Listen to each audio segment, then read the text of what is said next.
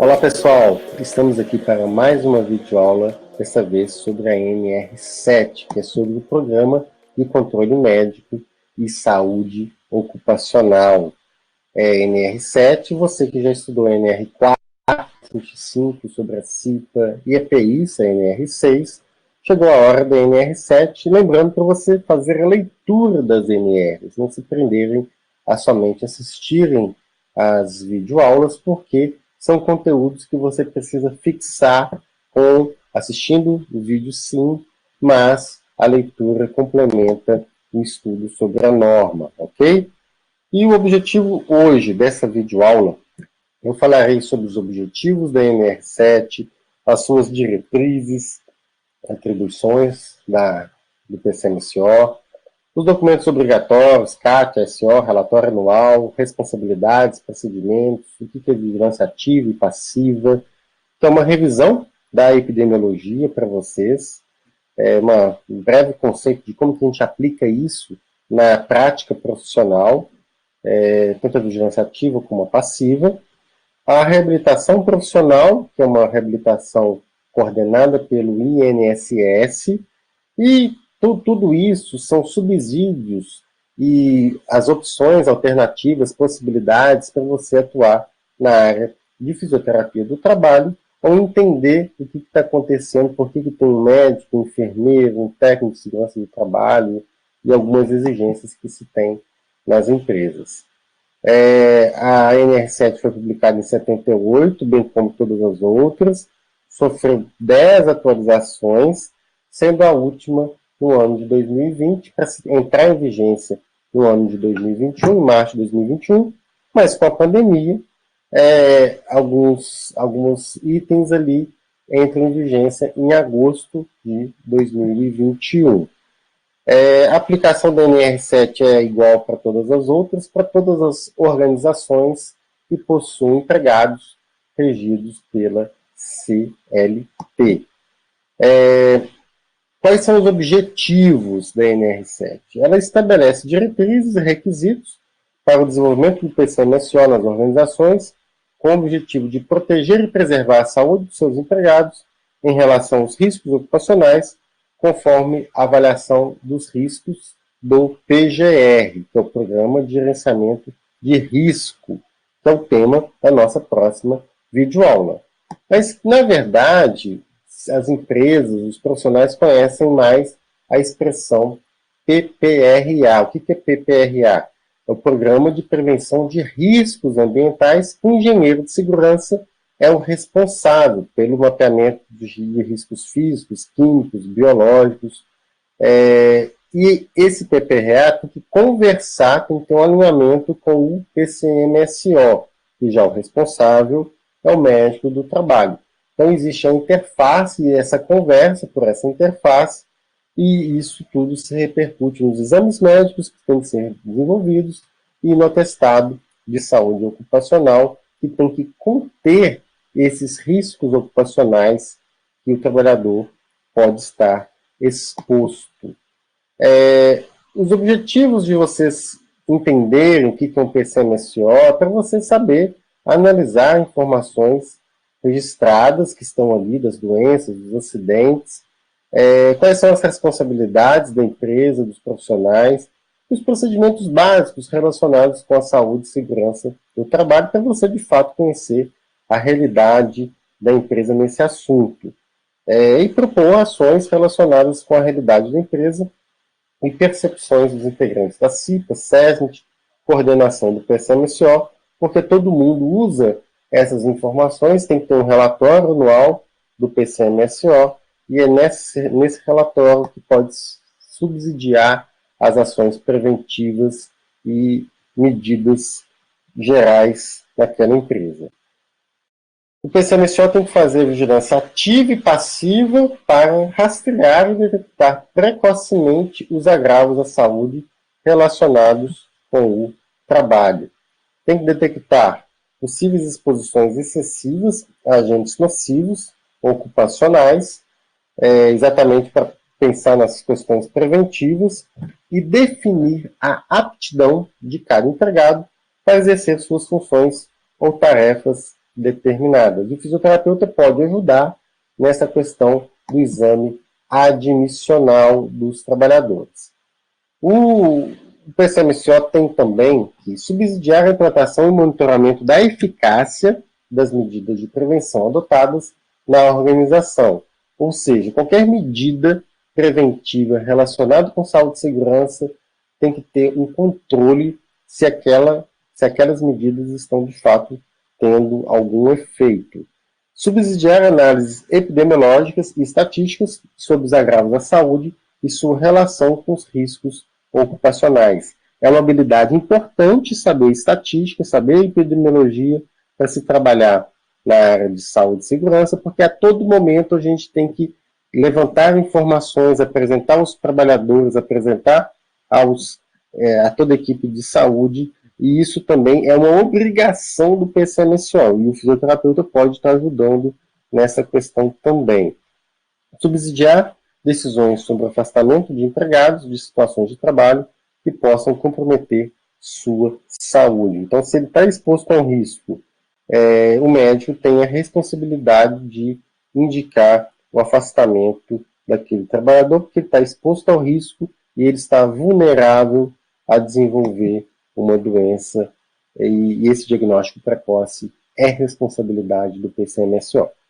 Então, essa equipe tem que subsidiar a emissão de notificações de agravos relacionados ao trabalho, de acordo com a regulamentação pertinente, e subsidiar o encaminhamento do empregado à Previdência Social quando pertinente, quando necessário, de acordo com a situação. Se aquele trabalhador é afastado mais de 15 dias, aí aquele trabalhador precisa ser encaminhado para a Previdência Social para uma avaliação daquela instituição. O PCMSO tem que acompanhar de forma diferenciada o empregado cujo estado de saúde possa ser especialmente afetado pelos riscos ocupacionais. Supondo que tem um trabalhador com uma deficiência, com uma doença crônica pré-existente, esse trabalhador precisa de ter um trabalho específico, um acompanhamento específico para saber se aqueles riscos ocupacionais podem comprometer a sua integridade física, mental e social, né? A sua saúde como um todo. O PCMSO tem que subsidiar a previdência social nas ações de reabilitação profissional e também ações de readaptação profissional. O que seria isso?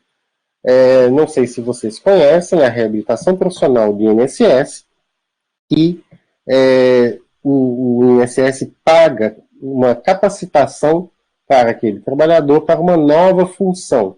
Supondo, para dar um exemplo para ficar mais fácil de entender, supondo que o motorista de uma empresa de ônibus tenha sofrido um acidente, e esse motorista teve um acidente, teve uma sequela, uma lesão medular, por exemplo. E esse motorista não vai poder mais, supondo que não possa mais exercer aquela função, ele quer voltar a trabalhar na empresa, e aí a Previdência Social, por meio da reabilitação profissional, capacita esse trabalhador para uma nova função. Ele trabalha na empresa há 20 anos, ele não sabe nada de trabalho administrativo. Então a Previdência paga essa capacitação para o trabalhador, da mesma forma que paga órteses, próteses, enfim, a gente vai falar mais sobre reabilitação profissional em aulas em seguida.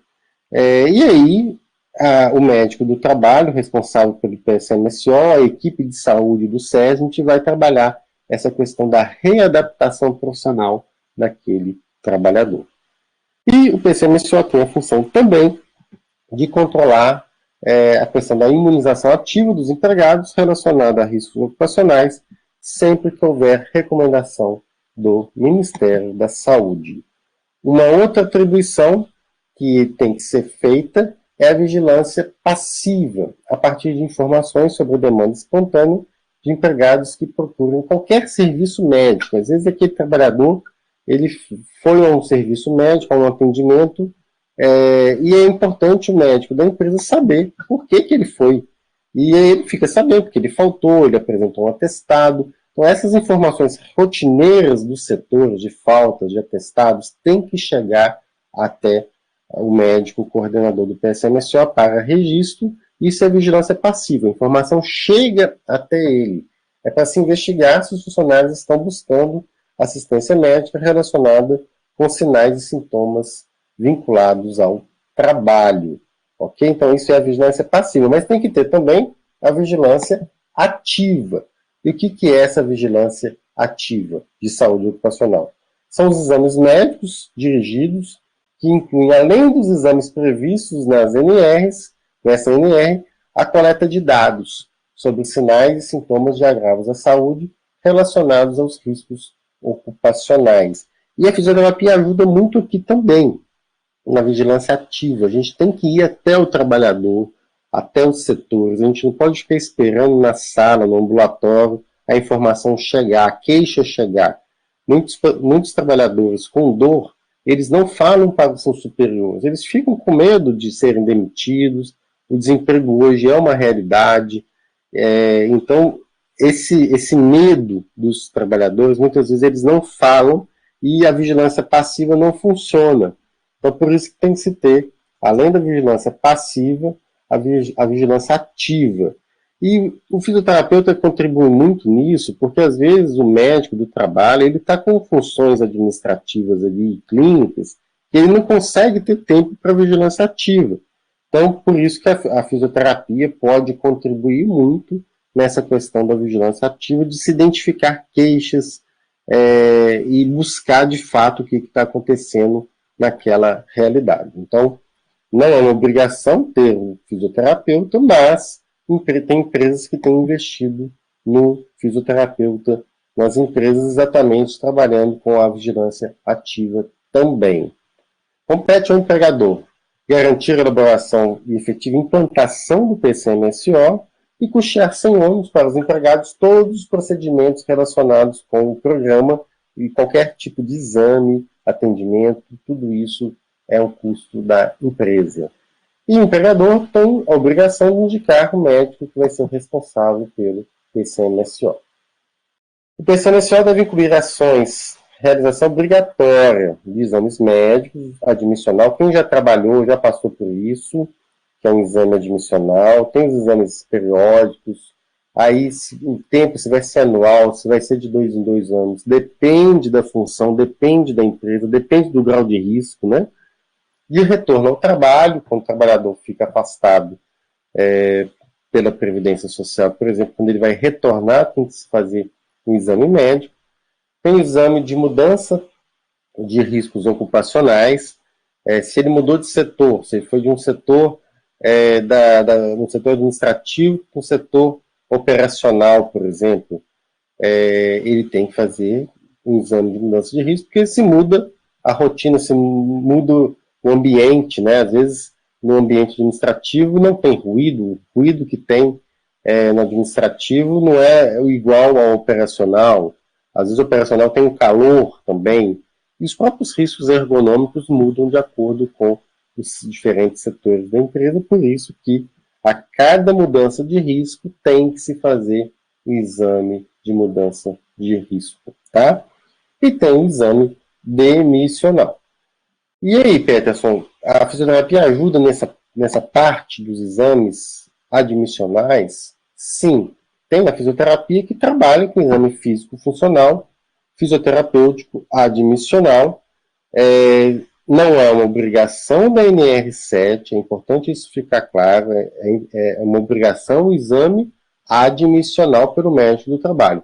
Mas tem empresas que já entenderam a importância do fisioterapeuta, do exame físico-funcional para a avaliação daqueles trabalhadores, e isso dá mais suporte aos trabalhadores, claro, e às empresas que vão ter informações dessa avaliação. E isso é previsto no nosso Referencial Nacional de Procedimentos Fisioterapêuticos, de acordo com a resolução do COFITO 482 de 2017. Você entra no Referencial Nacional, você vai ver lá um código, na verdade 2 códigos, relacionados com o exame admissional e demissional cinesiológico funcional e o exame periódico cinesiológico funcional. Então, são ações previstas no nosso Referencial Nacional de Procedimentos, Não está isso previsto na NR7, mas está previsto no nosso referencial nacional, ou seja, as empresas não têm obrigação, mas elas têm essa opção e muitas já têm o fisioterapeuta como parceiro nessa questão. Agora, tem que se fazer uma avaliação muito criteriosa, é um exame que fica 20 anos na empresa, todas essas informações, então tem que se fazer com todo o cuidado possível, que às vezes o trabalhador, se ele for considerado inapto, ele pode entrar na justiça contra aquela decisão. Então tem que se avaliar se o candidato atende às exigências daquelas tarefas, daquele emprego que ele está buscando, daquelas tarefas que ele tem que executar, e se ele não se expõe a riscos diferenciados a si próprio ou a terceiros. Supondo que um trabalhador vai ser contratado para descarregar um caminhão durante 8 horas diárias, todos os dias da semana, 44 horas semanais, ele vai descarregar o caminhão, carregar e descarregar caminhão, saco de cimento, tijolo, areia, e ele tem uma hérnia de disco. Ele está apto para essa função? Ele está apto para várias outras coisas, né? Mas essa tarefa, esse cargo que ele está pleiteando, vai agravar o problema dele. Pode agravar, claro, mas a chance é enorme, mas ele está correndo um risco muito alto, porque ele já tem uma hérnia de disco pré-existente, e ele vai ter vários esforços físicos que vão agravar o seu quadro. Então, por isso, para aquela tarefa, para aquela atividade, ele vai ser considerado inapto. Mas existem situações muito claras, e existem injustiças também, claro, que não é porque a pessoa tem uma deficiência, ele tem uma doença, ele está inapto para o trabalho, e por isso que isso tem que ser muito bem criterioso, muito bem avaliado, porque a pessoa pode entrar na justiça. E existem situações, a gente encontra jurisprudência relacionada com isso, que a justiça determina que Correios contrate trabalhador considerado inapto no admissional. A gente encontra várias decisões judiciais que também não concordam com o trabalhador, tem várias que a gente pode estar encontrando, mas por isso que eu digo, tem que ser feito com muito critério, porque o trabalhador pode questionar, e por isso que a informação tem que ser muito bem pactuada com a equipe médica, e tem que ter transparência com o trabalhador, com a empresa, com a equipe médica, exatamente porque isso pode virar um processo judicial e não pode ser mal feito, isso tem que ser muito bem feito, bem executado, ok? Para cada exame clínico ocupacional realizado, o médico emite o atestado de saúde ocupacional, que deve ser disponibilizado ao empregado, devendo ser fornecido em meio físico quando solicitado. Aqui eu trago um exemplo com as informações do trabalhador, os exames, os resultados, o trabalhador está apto ou inapto, e se estiver inapto é bom justificar, porque isso vai ser passível de um levantamento judicial, né? A pessoa pode entrar na justiça e fazer um questionamento aí dessa decisão, por isso que tem que estar tudo muito bem fundamentado. A descrição dos perigos ou fatores de risco identificados, isso tudo tem que entrar hoje no atestado de saúde ocupacional e de acordo com o que for classificado no PGR, que necessitem de controle médico já previsto no PCMSO. Então, os fatores de risco, os perigos precisam estar no atestado de saúde ocupacional, ou seja, o trabalhador precisa estar ciente dos riscos que ele está correndo ali naquela empresa. Se for constatado qualquer doença ou agravamento de doença relacionada com o trabalho, ou qualquer alteração, e já foi comprovado isso por exames complementares, cabe à empresa, e isso tem que ser informado pelo médico do PCMSO, emitir a CAT. A CAT, que é um documento do INSS, que é a comunicação de acidentes do trabalho. Trago aqui um exemplo de uma CAT, onde a gente pode estar preenchendo de uma forma online, que a pessoa que está preenchendo coloca as suas informações, as informações de data, do empregador, do acidentado, do acidente, enfim. Todas essas informações, e hoje pode entrar de uma forma online, né, muita coisa online hoje, isso facilita muito. Então, isso aí é importante vocês saberem que é uma obrigação da empresa um documento vinculado ao INSS. E a empresa vai ter que afastar o empregado da situação ou do trabalho quando necessário, porque aquela doença pode estar agravando e complicar ainda mais. A empresa tem que encaminhar o empregado à Previdência Social quando houver afastamento superior a 15 dias para avaliação de incapacidade e definição da conduta previdenciária. Então, até 15 dias, fica com a empresa todo esse custo do trabalhador. Passou desse tempo, o trabalhador precisa de mais tempo para ficar afastado, mais de 15 dias, aí quem vai avaliar esse tempo e todas as condições é a equipe de perícia da Previdência Social. O PCMSO tem que reavaliar a todo momento os riscos ocupacionais e as medidas de prevenção pertinentes relacionadas com o PGR, que é o Plano de Gerenciamento de Riscos. A gente vai falar disso na próxima videoaula, o que é o PGR, o que tem que ter nesse PGR. E o prontuário do empregado deve ser mantido pela empresa no mínimo por 20 anos após o seu desligamento. Okay? Então, isso é importante vocês estarem cientes que é um documento que tem validade jurídica, todas as ações têm que ser registradas e bem registradas, porque qualquer questionamento jurídico, são documentos que o trabalhador tem acesso e é uma responsabilidade gigante esse trabalho, principalmente de exame admissional, mas os trabalhos preventivos também têm que ser muito bem executados, avaliados, mensurados de todas as formas, com conversas com a equipe dos médicos, engenheiros, pessoal da CIPA, empresários. Tem que ter uma pactuação muito grande para o seu trabalho ter efeito, credibilidade e com certeza vai ser valorizado, porque é um trabalho complexo, sim, que exige uma versatilidade, você lidar com estatística, com conhecimento jurídico, conhecimento legal nessas normas, e vocês estão vendo as obrigações das empresas. Então, é um trabalho que exige essa versatilidade, conhecimento jurídico, estatístico, clínico, preventivo, enfim. É uma área, para quem é mais dinâmico, bem interessante. O médico responsável pelo PCMSO deve elaborar um relatório analítico do programa todos os anos e tem um conteúdo básico, um conteúdo mínimo, que nesse relatório tem que constar, que é o número de exames clínicos realizados, os números e tipos de exames complementares e a estatística de resultados anormais dos exames categorizados por tipo de exame, unidade operacional, setor, função, ou seja, tudo isso tem que estar nesse relatório. E nesse relatório a gente pode encontrar informações valiosas para o nosso trabalho da fisioterapia preventiva, da ergonomia dentro da empresa, porque ali você já vê onde que a gente pode estar atuando de acordo com o relatório anual do PCMSO. Aqui a gente tem esse anexo, esse quadro 3, que tem um modelo que todas as empresas precisam atender para colocar a natureza do exame, número anual, resultados anormais, enfim. É um modelo que já está previsto na NR7. Ok?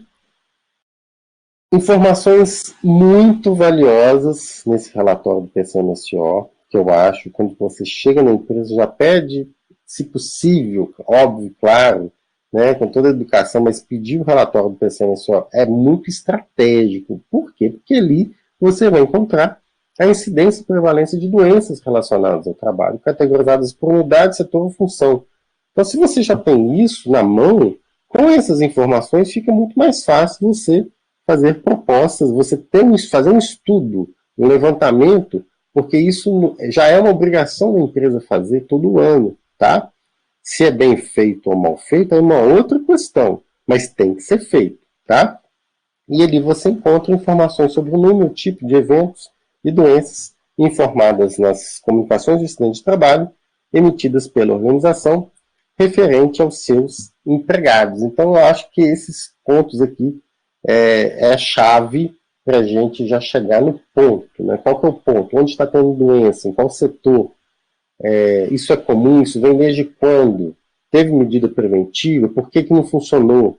Tá? Então, tudo isso são questões. A gente tem que fazer um trabalho investigativo mesmo para, de fato, saber as causas do que está acontecendo ali e a realidade da empresa. Com essas informações, fica tudo mais fácil. Você não chega tão perdido com as informações do PSMSO. Isso é importante até para subsidiar o debate junto ao SESMIT, junto à CIPA, junto ao empregador. Na hora que for negociar com o empregador, você já pede, eu quero o relatório do PCMSO. Isso aí já demonstra que você sabe de saúde ocupacional. Você vai conversar com uma empresa e você já pede, olha, é possível você passar para a gente o relatório do PCMSO para a gente conhecer a realidade ocupacional da empresa? Deve constar também no relatório do PCMSO a análise comparativa em relação ao relatório anterior e a discussão, tem que ter uma discussão sobre as variações nos resultados. Outro ponto importante, que é o anexo 3 da NR7, é o controle radiológico e espirométrico da exposição a agentes químicos. Existem funções, vou trazer aqui o trabalho do mergulhador, por exemplo. O mergulhador está exposto a vários traumas, o barotrauma pulmonar é um deles, tem o barotrauma auditivo, essa mudança de pressão no mergulho gera esse barotrauma, e eu estou trazendo o exemplo do mergulhador, mas tem várias profissões que precisam ter um kit, um conjunto ali de exames para aquele trabalho que é exigido. Isso na NR7, no caso do mergulhador, eu trago aqui o raio-x, eletrocardiograma, espirometria, teste ergométrico, audiometria, enfim, vários exames relacionados à saúde dele, exatamente para se ter um parâmetro aí. São profissões específicas, mas todas as profissões têm esse conjunto de exames necessários, exigidos já no exame admissional. Qualquer exame admissional, demissional, tem que ter esse kit, esse conjunto de exames, tá joia? Eu trago aqui uma informação da NR1, não é tema, nosso tema é PCMSO, mas como a NR1 cita o PCMSO, eu já trago aqui no debate do PCMSO que o microempresário individual, a microempresa e a empresa de pequeno porte, grau de risco 1 e 2, lembrando que o grau de risco é classificado no anexo do SESMIT, NR4, que declarar as informações digitais e não identificar exposições ocupacionais a agentes físicos, químicos, biológicos e riscos ergonômicos, ficam dispensados de elaborarem o PCMSO. As organizações devem prestar informações de segurança e saúde do trabalho em formato digital, elas não estão excluídas de prestar informações, só não tem que ter o PCMSO. Então, a dispensa do PCMSO não desobriga a empresa da realização dos exames médicos e emissão de atestado de saúde ocupacional, e, no caso de não ter o PCMSO, o médico coordenador do PCMSO, aí já o empregador é o responsável pela prestação das informações previstas na NR7 sobre saúde, segurança e no trabalho. Então, essa aula, gente, foi para vocês conhecerem as informações registradas no PCMSO, as responsabilidades, procedimentos básicos, documentos básicos, o que é uma CAT, o que é uma ASO, existe um relatório anual, e tudo isso são informações que você pode buscar no momento que vai fazer os contatos com as empresas para qualquer trabalho, e à medida que você faz uma entrevista, que você passar, que conhece essas exigências, você já está demonstrando que tem conhecimento da área, e exatamente você vai pegar os pontos críticos para tratar com CIPA, SESMIT e coordenação do PCMSO. Lembrando que a fisioterapia do trabalho, com o objetivo de promover a saúde, prevenir doenças, prevenir acidentes, é para isso que a gente está buscando o melhor para vocês conhecerem a realidade aí dessa área. Tá joia? Um grande abraço e até a próxima videoaula.